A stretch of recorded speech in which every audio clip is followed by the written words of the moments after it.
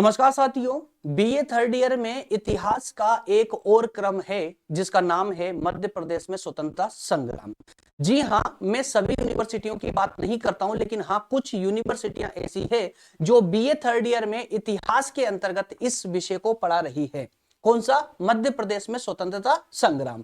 तो मेरे प्यारे दोस्तों, इस पूरे विषय के अंतर्गत जितनी भी कड़ियां मतलब जितने भी टॉपिक दिए गए हैं, उन सभी टॉपिकों से आप मध्य प्रदेश में स्वतंत्रता संग्राम के दौरान जो घटनाएं घटित हुई है उनके बारे में विस्तार से जान पाएंगे। उम्मीद करता हूं इस सब्जेक्ट में आप लोगों को रुचि होगी और आपके सिलेबस का ये एक हिस्सा होगा, और यही मान करके मैं इस सब्जेक्ट को आज से प्रारंभ कर रहा हूं, स्टार्ट कर रहा हूं। लेक्चर नंबर 1 इस सब्जेक्ट पर मैं आज लेने जा रहा हूं। आप लोगों के सहयोग की आवश्यकता पड़ेगी। आप लोगों के सहयोग सिर्फ इतना कि आप लोग विषय पर जो है आप अपना ध्यान बनाए रखें, अर्थात कि अपनी रुचि बनाए रखें। डेली बेसिस पर जो सेशन होगा उस पर आप लोग अपना इंटरेस्ट दिखाएं, लाइक करें, शेयर करते जाइए। नए हैं चैनल पर तो सब्सक्राइब कर ले। यदि आपको ये सब कुछ पसंद हो तो बोल रहा हूं मैं, ये सब कुछ आपको तभी करना है जब आप मेरे द्वारा दी गई इंफॉर्मेशन या लेक्चर आप लोगों के लिए हेल्पफुल हो। तभी आप वीडियो को लाइक करना, तो ही शेयर करना और तो ही सब्सक्राइब करके हमारे साथ जुड़ना। पसंद नहीं है तो कोई बात नहीं है ना, क्योंकि संविधान का मूल अधिकार वाला जो पार्ट है ना, वो आप लोगों पर भी लागू होता है। आप स्वतंत्र हैं। चलिए तो शुरू करते हैं सेशन को। आज इस सब्जेक्ट की शुरुआत होने जा रही है और आज इस सब्जेक्ट में हमारा पहला जो टॉपिक होने जा रहा है उसका नाम है मध्य प्रदेश में स्वतंत्रता संग्राम के स्रोत। जी हां, हर एक विषय का अगर जब इतिहास से जुड़ा हुआ, विशेष करके जब कोई विषय इतिहास से जुड़ा हो तो उसका पहला टॉपिक होना ही चाहिए स्रोत का, है ना, सोर्सेस का, कि भाई जो घटनाओं की हम बात कर रहे हैं उन घटनाओं की जानकारी हमें कहां से प्राप्त हुई है। क्योंकि जैसा मैंने अभी बताया कि मध्य प्रदेश में स्वतंत्रता संग्राम के दौरान, अर्थात कि जब भारत गुलामी की बेड़ियों में जकड़ा हुआ था, मतलब ब्रिटिश काल में जब भारत के प्रत्येक राज्य के द्वारा अपने स्वतंत्रता के लिए संघर्ष किया जा रहा था, उसी दौरान उसी क्रम में मध्य प्रदेश भी अपनी स्वतंत्रता के लिए निरंतर रूप से संघर्ष कर रहा था। और ऐसे में कई ऐसे नायक थे जिन्होंने अपना बलिदान दिया, सहयोग दिया। तो इन सब घटनाओं की जब हम बात करेंगे तो वहां पर एक आवश्यकता होगी कि हमें उसका प्रूफ होना चाहिए कि हम किस जानकारी पर बेस्ड होकर के इन घटनाओं की बात कर रहे हैं, अर्थात कि इसकी जानकारी हमें कहां से मिली है।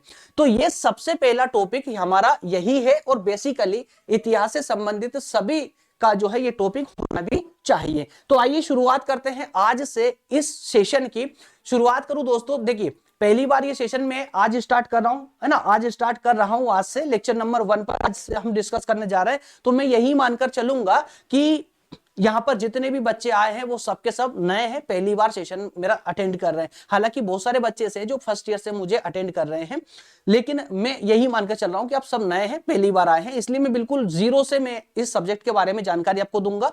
दरअसल दोस्तों, इस सब्जेक्ट के अलावा और भी कई सब्जेक्ट हैं जो आप इसी चैनल की प्लेलिस्ट में जाकर के देख सकते हैं, विजिट कर सकते हैं। सभी जितने भी सब्जेक्ट मेरे द्वारा पढ़ाए गए हैं ना, सारे सब्जेक्ट चैप्टर वाइज चैप्टर है, टॉपिक वाइज टॉपिक है। मैं आगे और डिस्कस करने वाला हूं इस बात पर लेकर के। तो आप इस चैनल की सिंपल बात है, प्लेलिस्ट में जाएंगे तो आपको सारे सब्जेक्ट आसानी से देखने को मिल जाएंगे। उनकी पीडीएफ नोट्स भी आपको उसी लिंक में डिस्क्रिप्शन में देखने को मिल जाएगी। इसके अलावा अगर आप में से कोई भी छात्र प्रतियोगी परीक्षा की तैयारी करना चाहता है या कर रहा है तो आपको मेरे द्वारा ही बनाए गए एक और YouTube प्लेटफॉर्म है, चैनल है, जिसका नाम है प्रज्ञान हिंदी। जी हाँ, ऊपर लिखा हुआ येलो कलर में प्रज्ञान हिंदी। इस चैनल को विजिट करेंगे आप लोग तो ये सारे सब्जेक्ट आपको फ्री ऑफ कॉस्ट नोट्स के साथ में पढ़ने को मिलेंगे। और हाल ही में अभी जो है यहाँ पर करंट अफेयर का सेशन चल भी रहा है। चलिए अब जरा बढ़ते हैं आगे हमारे सिलेबस की ओर। अब जैसा मैंने आप लोगों को बताया था कि जितने भी विषय मेरे द्वारा पढ़ाए गए हैं वो ऐसे नहीं है कि आप इन्हें YouTube पर जैसे सर्च करते हो ना, अभी आप फिलहाल आप YouTube पर देख रहे हो तो ज्यादा उम्मीद आपने नहीं लगा रखी। क्यों? आपकी उम्मीद ज्यादा मुझसे नहीं होगी अगर आप पहली बार आए हो मेरे पास। तो क्यों उम्मीद क्यों नहीं होगी? उसके पीछे कारण ये है कि YouTube पर दरअसल ऐसे बहुत सारे सोर्सेस है, बहुत सारे टीचर है जो पढ़ाते हैं और चले जाते हैं। कहने का मतलब ये है कि कोई विषय पर, कोई विशेष टॉपिक पर ही आपको लेक्चर मिल जाता है 10-15 मिनट का, और उसके बाद अता पता नहीं होता कि अगला टॉपिक कब आने वाला है और अगला टॉपिक भी आएगा या नहीं आएगा, क्रम अनुसार आएगा या नहीं आएगा, नोट्स मिलेगा नहीं मिलेगा, कुछ भी अता पता नहीं होता है। क्यों? क्योंकि फ्री क्लासेस है, आप दबाव नहीं बना सकते। दोस्तों ये क्लासेस भी फ्री है और पिछले 5 सालों से फ्री ऑफ कॉस्ट क्लासेस के रूप में बीए प्लेटफॉर्म के रूप में आपके बीच में ये सेशन बना हुआ है, ये चैनल बना हुआ है और मैं भी आप लोगों के बीच में बना हुआ हूं। जहां तक जितना मेरी क्षमता के अनुसार मैं आप लोगों को डेटा प्रोवाइड भी करता हूं। आप कोई सा भी मेरा सब्जेक्ट उठा करके देख लीजिए, हर एक सब्जेक्ट को मैंने डिस्कस पूरे डिटेल में पढ़ाया है और चैप्टर वाइज चैप्टर पढ़ाया है। जैसा मैं आपको यहाँ सिलेबस दिखा रहा हूं ना, इस सिलेबस का एक भी टॉपिक नहीं छूटेगा और पूरे क्रम से आपको लेक्चर देखने को मिलेंगे। लेकिन इन सबके लिए जरूरी क्या है? जरूरी है आपका सहयोग। और आपका सहयोग क्या होना चाहिए? लाइक, शेयर और सबसे बड़ी बात रुचि बनाए रखना। आप स्टार्टिंग में है, एंड तक सेशन के बने रहते हैं तो बिल्कुल मुझे भी थोड़ा सा है ना इंतुजियास रहेगा, थोड़ा सा मैं भी मोटिवेट रहूंगा और मैं आपको कंटिन्यू लेक्चर प्रोवाइड करता रहूंगा, डेली बाई डेली करता रहूंगा। क्लियर है? तो यूनिट फर्स्ट का पहला टॉपिक आज हम डिस्कस करेंगे। ठीक है, यूनिट फर्स्ट का पहला टॉपिक लेने जा रहे हैं, मध्य प्रदेश में स्वतंत्रता संग्राम के स्रोत। ठीक है, कोई डाउट नहीं ना?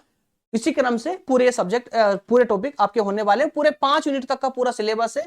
अब अपने सिलेबस से इसको मैच कर लीजिएगा। क्लियर है? चलिए आगे बढ़ते हैं। अब बात करेंगे हम टेबल ऑफ कंटेंट की। दोस्तों टेबल ऑफ कंटेंट क्या होता है? अब नए छात्र हो, है ना, मैंने मान लिया कि नए छात्र हैं आप सभी, तो टेबल ऑफ कंटेंट का मतलब भी मैं समझा दूं, नहीं तो आप लोग बोलेंगे सर ये क्या फालतू की चीजें लाते रहते हो। दरअसल ये फालतू की चीज नहीं है, बहुत इंपॉर्टेंट है। जैसे मान लो कि आपके पास पुस्तक है, कोई किताब है, किताब में अगर सेकंड पेपर जो कवर पेज होता है उसके बाद में जो आपका इंडेक्स वाला पेज होता है, अगर वो पेज नहीं हो तो और आपको अगर चेक करना है कि किताब में क्या कौन कौन से टॉपिक दिए गए, तो क्या करना पड़ेगा? आपको सारे पन्ने पलटाने पड़ेंगे एक किताब के अंदर। लेकिन क्या होता है कि जो पेज होता है इंडेक्स वाला, उसमें इंडेक्स वाले पेज में आप देखते हो, आपको वहीं से पता चल जाता है कि कौन कौन से टॉपिक इसमें दिए गए हैं और कौन सा टॉपिक किस पेज नंबर पर दिया गया है। यही होता है ना? तो दोस्तों बिल्कुल हूबहू ये समझ लीजिए कि ये जो टेबल ऑफ कंटेंट वाली स्लाइड है ना, ये हमारे लेक्चर की क्या होती है? इंडेक्स होती है।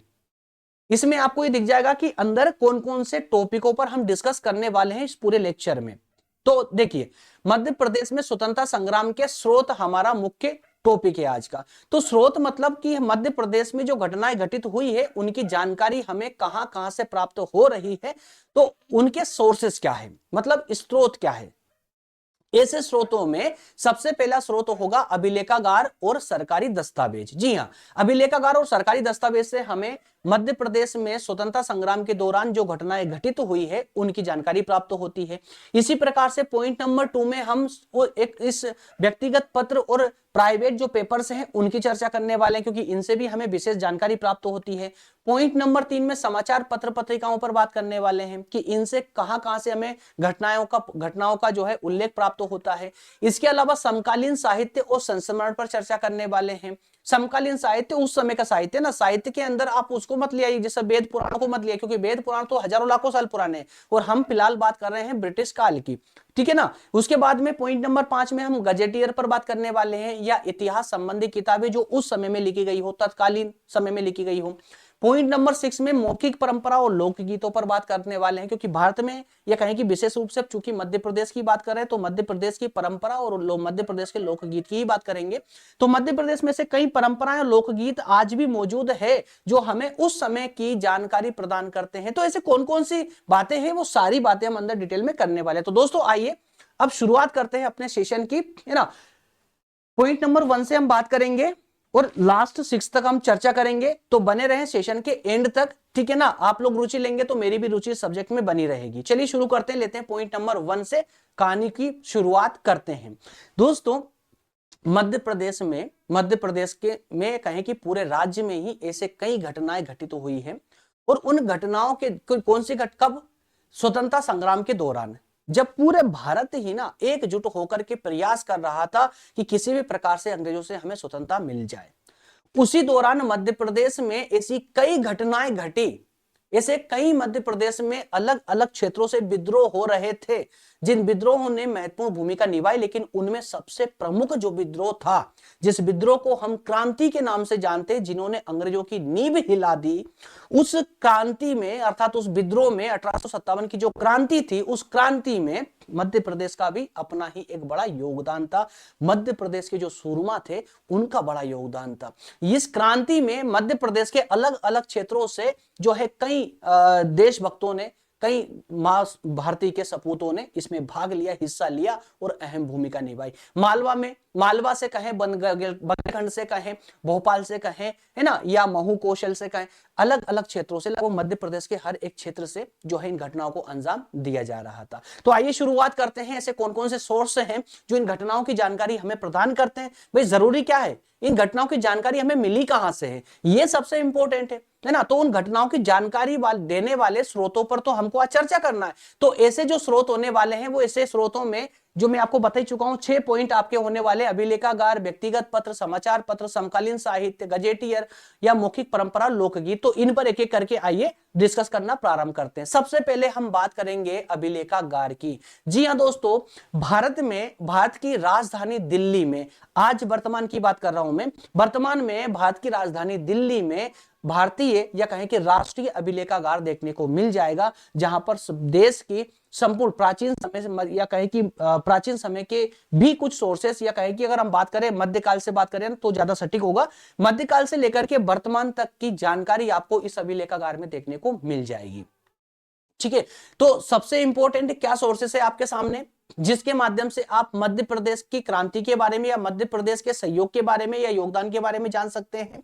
तो दरअसल अभिलेखागार और सरकारी दस्तावेज। तो दोस्तों जिस अभिलेखागार की हम बात कर रहे हैं, कहां पर है, मैं बता चुका हूं आपको, मध्य भारत की राजधानी दिल्ली में ये है। तो ब्रिटिश का शासन के दौरान विभिन्न सरकारी विभागों ने अपने कार्य और घटनाओं की जो जानकारी थी, जो सरकारी डिपार्टमेंट थे, उन्होंने उनके में जो कार्य हुआ या जो घटनाएं घटित हुई है, उनका पूरा एक रिकॉर्ड रखा था। उस समय में पूरा रिकॉर्ड रखा था, है ना।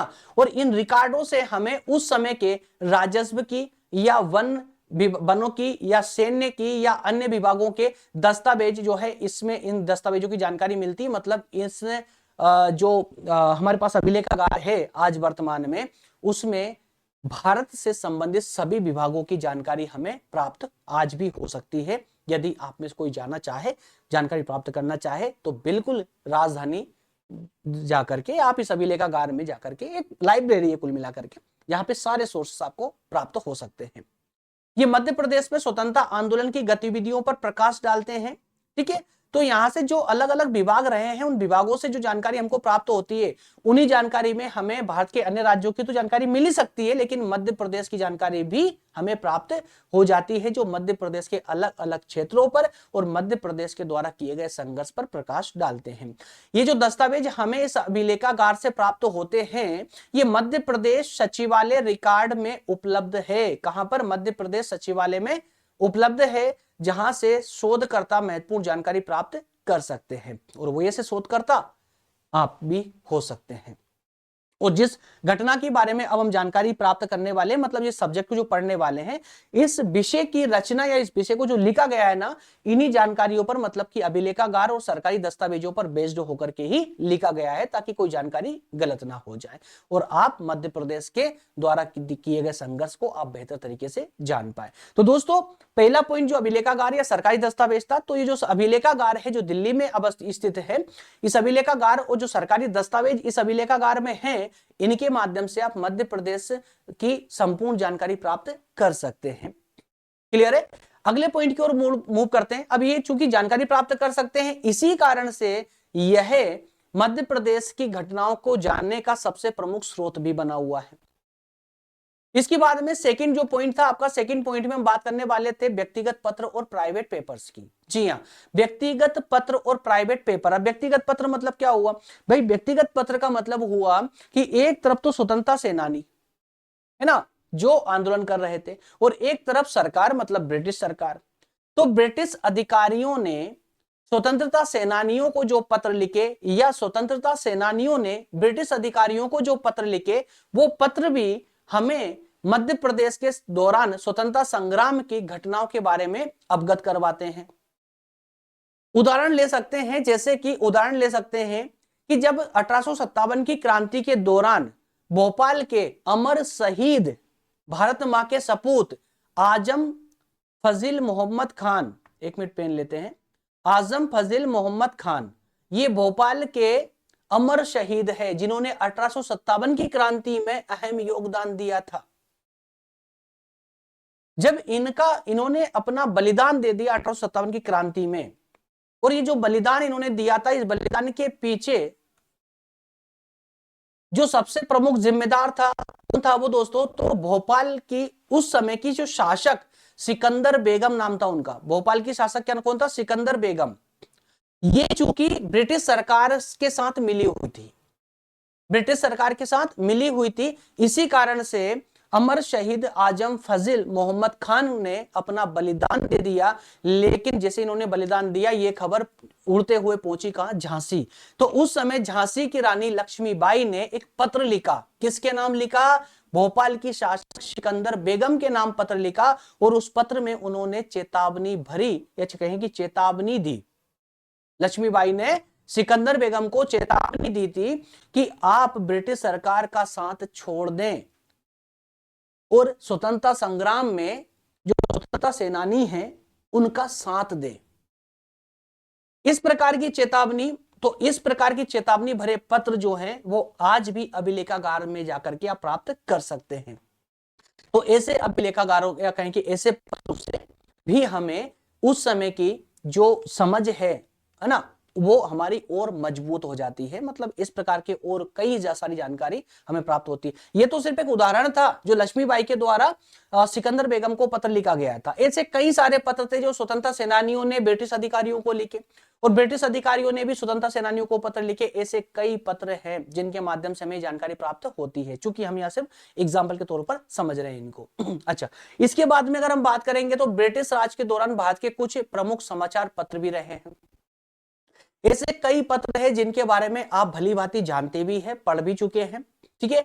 लेकिन कुछ पत्र, अब देखिए यहां पर मैं सभी पत्रों के नाम नहीं बताने वाला हूं। अब चूंकि हम सिर्फ सोर्सेस की बात कर रहे हैं कि कौन कौन से सोर्सेस हो सकते हैं, तो अगर इस क्रम में आपके उस समय के, तत्कालीन समय के, मतलब ब्रिटिश काल के जो समाचार पत्र थे जो उस समय चला करते थे, जो जनता को जगाने का काम कर रहे थे, वो भी प्रमुख सोर्सेस हमारे हो सकते हैं। उनकी प्रतिलिपियां आज भी मौजूद है। तो समाचार पत्र और पत्रिकाएं, तो समाचार पत्र उस समय की जो घटनाएं हुई है और उस समय जनता क्या चाहती है, मतलब जनमत, इस घटना और जनमत के बारे में बताने के एक महत्वपूर्ण साधन के रूप में हम इनका प्रयोग कर सकते हैं और कर रहे हैं। मध्य प्रदेश में कई सारे न्यूज निकलती, कई समाचार पत्र निकलते थे, जैसे कि न्यूज नाम से समाचार पत्र निकलता था। कहां से दोस्तों? नागपुर से निकलता था न्यूज। इसी प्रकार से इंडिपेंडेंट समाचार पत्र या प्रजा हितैषी समाचार पत्र या तबलग समाचार पत्र, ये अलग अलग स्थानों से निकलने वाले समाचार पत्र थे जो स्वतंत्रता आंदोलन से संबंधित समाचार या लीडरों के, नेताओं के विचार या स्वतंत्रता सेनानियों के विचार जनता तक पहुंचा रहे थे। इनके माध्यम से हम मध्य प्रदेश के स्थानीय और राष्ट्रीय स्तर की जो घटनाएं हैं उनकी जानकारी प्राप्त कर सकते हैं, और इन्हीं से हमें इस समय की जानकारी भी मिलती है। तो सिर्फ सरकारी दस्तावेज ही नहीं, व्यक्तिगत पत्र पत्रिकाएं ही नहीं, उसके अलावा समाचार पत्रों से भी तो हमें जानकारी मिलती है। अरे मान लो ना, आज वर्तमान की अगर स्थिति के बारे में कोई जानना चाहता है, कब? आज से 100 साल बाद, तो उसे किस चीज का अध्ययन करना होगा? जिस चीज का हम आज अध्ययन कर रहे हैं ब्रिटिश काल को जानने के लिए, समाचार पत्र पत्रिकाएं एग्जैक्टली पढ़ेंगे लोग। आज के बारे में यदि किसी को जानना है तो, क्योंकि आने वाले समय में आज का दिन भी तो इतिहास बन जाएगा ना, ठीक है। तो इतिहास को हम किताबों से तो समझ सकते हैं, न्यूज़पेपर की आवश्यकता हो सकती है, न्यूज़पेपर से हम समझ सकते हैं, किताबों से समझेंगे, है ना। इन सबकी एक बड़ी सी लाइब्रेरी होगी जिसका नाम अभिलेखागार होगा, जो सरकारी लाइब्रेरी होगी। केंद्र स्तर की अलग होगी, राज्य स्तर की अलग होगी, क्षेत्रीय स्तरों की अलग अलग होगी। तो इस प्रकार से समाचार पत्र पत्रिकाएं भी ब्रिटिश काल के दौरान घटित घटनाओं की जानकारी देने में सक्षम है। पॉइंट नंबर 4 में हम बात करने वाले हैं उस समय के साहित्य और संस्मरण की। मैं साहित्य को लेकर जब बात करता हूं ना, तो दिमाग खोलकर रखा करें, क्योंकि साहित्य को लेकर के आपके सीधा टारगेट कहां जाता है? वेदों पर, वेदों पर जाएगा, पुराणों पर जाएगा, है ना, या रामायण महाभारत। नहीं, उसकी बात नहीं कर रहा हूं, वो लाखों साल पुराने साहित्य हैं। हम बात कर रहे हैं ब्रिटिश काल में लिखित साहित्यों की, साहित्य और संस्मरण। आपको पता है ना, ब्रिटिश काल में कई उपन्यास आए, कई कविताएं, कई कहानियां आई, कई लोक गाथाएं आई। और अधिकतम रूप से जब उन कहानियों की बात करते हो, नाटकों की बात करते हो, या साहित्य में आप अगर मान लो कि किसी उपन्यास की बात भी करते हो ना, तो वो सबके सब कहीं ना कहीं उस समय की स्थिति को दर्शाते हैं, उस समय जो घटनाएं घटित हुई है उनको दर्शाते हैं, है ना। तो उस समय के जो साहित्य संस्मरण थे वो हमें उस समय की जो घटनाएं थी, संघर्ष थे, उनकी बेहतर तरीके से जानकारी प्रदान करते हैं। और उन साहित्यों को लिखने में, मतलब कविता, नाटक या उपन्यासों को लिखने में जो महत्वपूर्ण भूमिका निभाई थी उस समय के लेखकों ने, विद्वानों ने, उनमें प्रमुख रूप से नाम आता है पंडित कमता प्रसाद शुक्ल, सुभद्रा कुमारी चौहान, माखनलाल चतुर्वेदी। ऐसे और भी कई लेखक है, कई विद्वान, कई रचयिता रहे हैं जिन्होंने अपनी कला से, अपनी बुद्धि का प्रयोग करते हुए ऐसी ऐसी रचनाएं की है जिससे आम जनता के बीच में उस समय की स्थितियों की जानकारी जो है आज हमें भी प्राप्त हो रही है, और तत्कालीन समय की जनता को जो है जागृत हुई है। और ऐसी कहानियां, उपन्यास हैं जो मध्य प्रदेश की स्थिति का भी वर्णन करती है। अब पढ़िए ना कोई उपन्यास, जाइए, जैसे गोदान उपन्यास है, आप कभी टाइम मिले तो पढ़ के देखिए, पढ़ने का टाइम नहीं है तो यूट्यूब पे सिंपली जाइए, गोदान टाइप कीजिए, शायद 4-5 घंटे की एज ए मूवी की तरह पूरा उपन्यास बनाया गया है, उसको एक बार देखिए। उस समय की स्थिति के बारे में क्या घटना है, क्या क्या सीख आपको मिलती, भावुक हो जाएंगे आप लोग, आंखों में पानी आ जाएगा। और ऐसे एक ये कई सारे उपन्यास है, छोटे छोटे भी है, नाटक हैं, कहानियां हैं, जाके एक बार प्रयास तो करें, है ना। तो ये सारे के सारे जो भी साहित्य रहे हैं, संस्मरण रहे हैं, हमें उस समय की घटनाओं से परिचित करवाते हैं। उसी प्रकार से और इसी क्रम में गजेटियर और इतिहास संबंधी किताबें भी आती है दोस्त। गजेटियर और इतिहास संबंधी किताबें, इतिहास संबंधी किताबों में हमें उस समय की जानकारी बेहतर तरीके से प्राप्त होती है। आज पढ़ते हो ना आप लोग आधुनिक भारत, है ना, modern India, history of modern India, तो आधुनिक भारत का इतिहास जब पढ़ते हो तो उसमें क्या दिया गया है, उसमें अंग्रेजों के, ब्रिटिश काल के समय से लेकर के वर्तमान तक के इतिहास को पढ़ लेते हो आप। भारत के कहां से प्राप्त होती है, इतिहास वाली किताबों से हमें वो जानकारी प्राप्त होती है। तो हमने क्या गलत कहा, अरे भाई जो गजेटियर है, गजेटियर जो होता है ना, दरअसल वो राज्य की नहीं बल्कि एक जिले की संपूर्ण जानकारी आपको दे सकता है गजेटियर। जब आप किसी गजट को पढ़ते हो ना, जब आप किसी गजट को पढ़ते हो तो उस गजट में आपको एक जिले की संपूर्ण जानकारी मिल जाएगी, उस जिले का इतिहास आपको मिल जाएगा, उसकी भौगोलिक स्थिति क्या थी, सामाजिक और सांस्कृतिक स्थिति क्या थी, आर्थिक स्थिति क्या थी, ये सारी घटनाओं का आपको गजेटियर में पता चल जाएगा, एक जिले की, पूरे जिले की।